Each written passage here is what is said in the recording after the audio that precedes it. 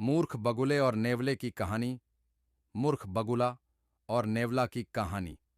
कई सालों पहले की बात है। एक जंगल में एक बरगद का पेड्डा था। उस बरगद के पेड्डा पर एक बगुला रहा करता था। उसी पेड्डा के नीचे एक बिल में एक सांप भी रहता था। वह सांप बद्धा ही दुष्ट था।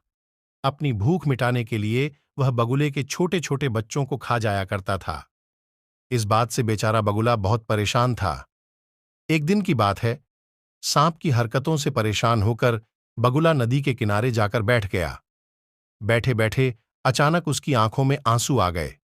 बगुले को रोता देख नदी में से एक केकद्धा बाहर आया और बोला, अरे बगुला भैया, क्या बात है?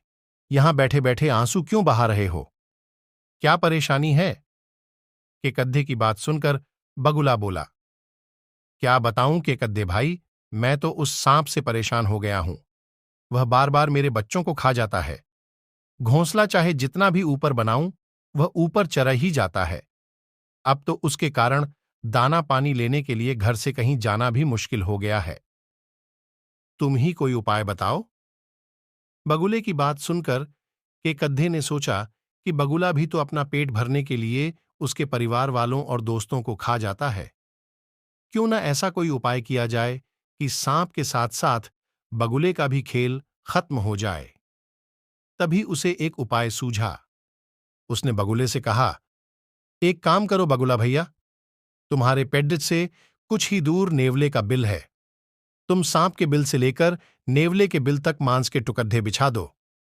नेवला जब मांस खाते हुए सांप के बिल तक आएगा तो वह सांप को भी मार देगा। बगुले को यह उपाय सही लगा और उसने ठीक वैसा ही किया जैसा कि केकद्धे ने कहा।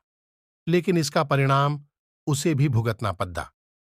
मांस के टुकड़े खाते खाते जब नेवला पेद्द के पास आया तो उसने सांप के साथ बगुले को भी अपना शिकार बना लिया।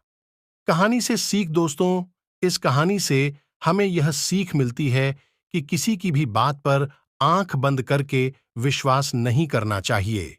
साथ ही उसके परिणाम और दुष्परिणाम के बारे में भी सोच लेना चाहिए।